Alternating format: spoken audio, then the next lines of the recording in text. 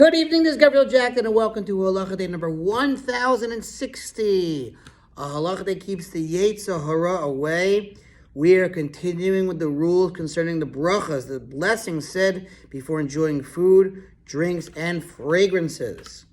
Okay, today's Halacha is in loving memory of Gwendolyn Rita Copeland, daughter of Anna Maya Copeland, whose third yahrzeit was a couple days ago. I'm so sorry we didn't do the Halacha on her yahrzeit, but may today's halacha be a merit for her soul to be elevated higher and higher.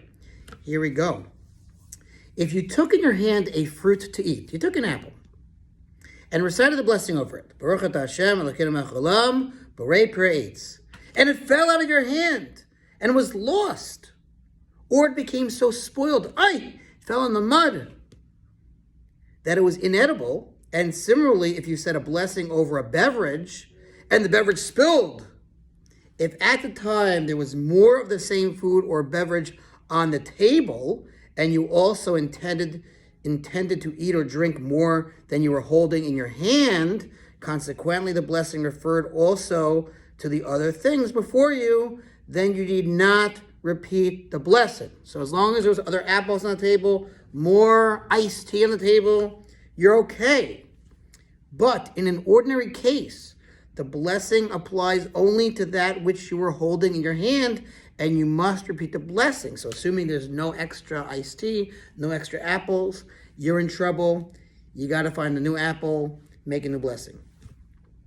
Similarly, even if you intended to eat or drink more of the food that fell from your hand, or was lost or became unappetizing, but it was not on the table at the time you said the blessing, but was served later, then you must repeat the blessing.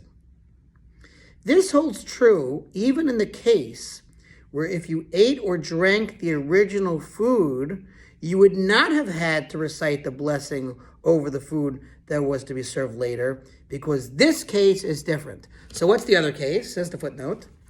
If you said the blessing on fruit, you said a blessing, borei peri eitz, on the apple, having in mind any fruit that was to be brought in later. You say, you know what? They're going to bring in grapes. They're going to bring in more apples, plums.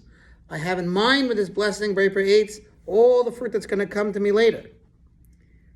Then if other fruit is offered, even after all the original fruit is consumed, you need not repeat the blessing.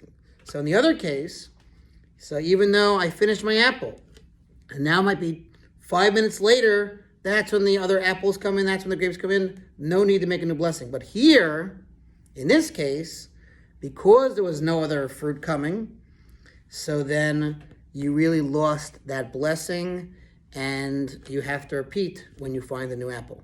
That was your halacha, a little confusing, but I think we got it. That was 1060 to sponsor future halacha 36-100 for the gold. We'll see you tomorrow.